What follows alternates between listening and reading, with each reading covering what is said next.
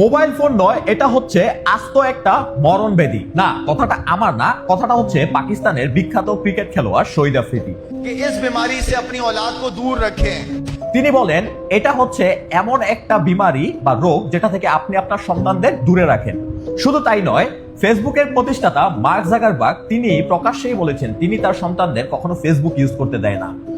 টিকটকের সিইও সে তার সন্তানদের কখনো টিকটক ইউজ করতে দেয় না। স্ন্যাপচ্যাটের সিইও তিনি মাত্র সপ্তাহে 1.5 থেকে 2 ঘন্টার জন্য তাদের সন্তানদের সোশ্যাল মিডিয়া ইউজ করতে দেন। ইউটিউবের সিইও তিনি তার সন্তানদের সোশ্যাল মিডিয়ার টাইম লিমিটেশন করে দিয়েছে। অ্যাপেলের প্রতিষ্ঠাতা স্টিভ জব তিনি তার সন্তানদের কখনো আইপ্যাড ইউজ করতে দেন নাই এবং সোশ্যাল মিডিয়া থেকে অনেকটা দূরে রাখেন।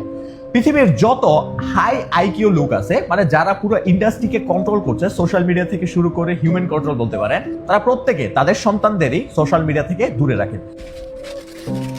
The US Surgeon General has said social media might be hazardous to children and adolescents. अगर आप समाज से अलग थलग महसूस करते हैं और सोशल मीडिया प्लेटफॉर्म पर ज्यादा समय बिताते हैं तो एक नए शोध के अनुसार स्थिति और बिगड़ भी सकती है। চিন্তা করেন, $বিলিয়ন অফ খরচ করে তারা এমন কিছু সাইট তৈরি করেছে যেই জায়গায় পাবলিকদের এমন ভাবে আকর্ষণ করা হয় যে কোনো মতে আমি আর আপনি এখান থেকে সহজে বের হতে পারি না, বাট তারা তাদের সন্তানদের ওই জায়গায় প্রবেশই করতে দেয় না। আপনি চিন্তা করে দেখেন তো, বর্তমান জেনারেশন এমন একটা অবস্থানে গিয়ে পৌঁছাইছে চাইনিজদের পরিকল্পনা অনুযায়ী যে আপনি আমি আমাদের মূল্যবান সময়কে এমন ভাবে নষ্ট করছি, শেষে এর হিসাব মিলিয়ে উঠতে পারছি না। সামান্য রাতে ঘুমাতে যাওয়ার আগে হয়তো কিছুক্ষণের জন্য ফোনটা নিলেন, দেখলেন রাত 2টা-3টা বেজে যায়।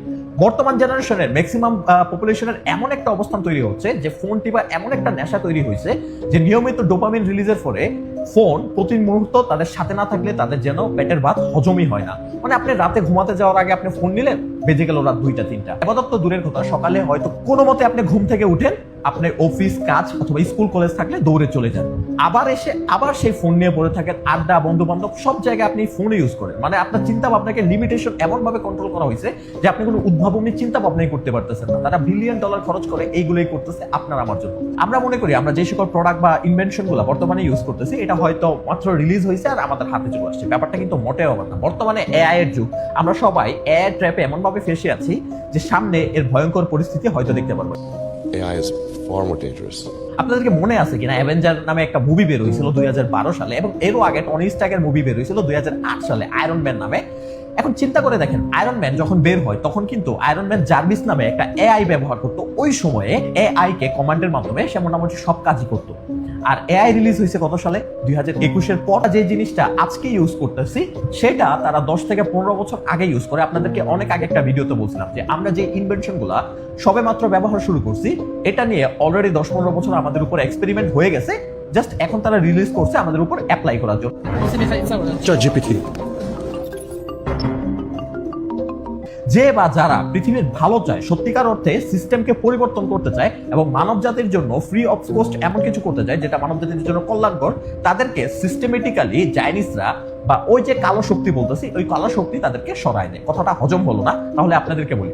আপনাদেরকে একটা ডিটেলস ভিডিও দিয়েছিলাম নিকোলা টেসলা, যিনি কিনা পুরো পৃথিবীর মানুষকে ফ্রি মানে হচ্ছে বিনা টাকায় বিদ্যুৎ দিতে চাইছিল, যে মানুষ কিভাবে বিনা টাকায় হচ্ছে বিদ্যুৎ ব্যবহার করবে এবং উইদাউট তার কোনো রকম তারের ছাড়া। ভিডিওটা দেখে নেবেন, আমি ডিটেলস ওই ভিডিওতে বলছি, এবং তাকে কিভাবে ওখান থেকে সরাই দিছে। শুধু এটাই না, স্ট্যানলি মায়ার নামে একজন ব্যক্তি ছিল যিনি কিনা ওয়াটার ইঞ্জিন আবিষ্কার করছিল, দ্যাটস মিন পানি দিয়ে তখন তিনি গাড়ি আবিষ্কার করছিল, যেই গাড়ি 45 কিলোমিটার প্লাস হচ্ছে মাইলেজ দিত আপনার, এবং টপ স্পিড প্রায় 150-এরও বেশি ছিল। তো ওই সময়ে তিনি ওয়াটার ইঞ্জিন আবিষ্কার করছিল যেটা দিয়ে পুরো বিশ্বের অর্থনীতি এখন চলতে পারতো না। দ্যাটস মিন আপনার আমার এই জ্বালানি নিয়ে এত হাঙ্গা দাঙ্গা মারামারি করতে হতো না, এবং পানি দিয়ে দেখা যায় বাস ট্রাক থেকে শুরু করে সবকিছু চলতে পারতো। বাট তাকে হঠাৎ করে একদিন তার গ্যারেজের মধ্যে মৃত অবস্থায় পাওয়া যায়, তাকে মেরে ফেলা হয় সিস্টেমেটিক্যালি।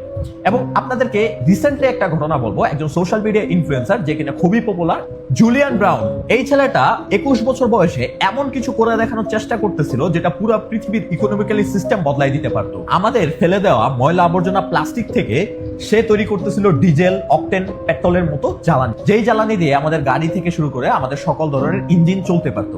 বাট চিন্তা করেন, এই সিস্টেমটা যদি ডেভেলপ হয়ে যেত তাহলে কি হতো? পৃথিবী থেকে পলিউশন কমে যেত, এন্ড আমরা অফকোর্স কম টাকায় বিনামূল্যে পরিবেশ এবং এনভায়রনমেন্টের জন্য ভালো এমন কিছু জ্বালানি পাইতাম যেটা আমরা স্বল্প মূল্যে পাইতাম, এবং পুরো বিশ্বে সেটা প্রত্যেকটা দেশে দেশে তৈরি করতে পারতো। তাহলে কি হইতো? অর্থনীতিক্যালি আপনি যুক্তরাষ্ট্র থেকে শুরু করে আপনি ইসরায়েল এমন দেশের উপর নির্ভর করতে হতো না, তার জন্য আমাদের মাফিয়া দেশদের উপর নির্ভর করতে হতো না।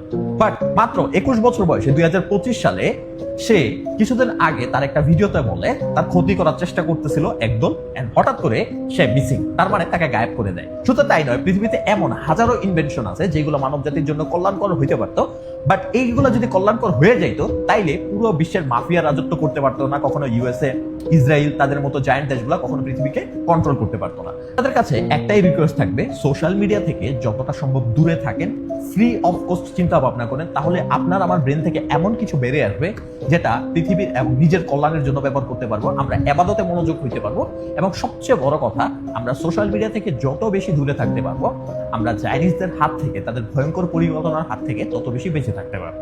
উনি ইনফরমেটিভ ভিডিওর জন্য ডেফিনেটলি পেজটাকে ফলো দিয়ে রাখেন, না হলে ইন ফিউচার খুঁজে পাবেন না।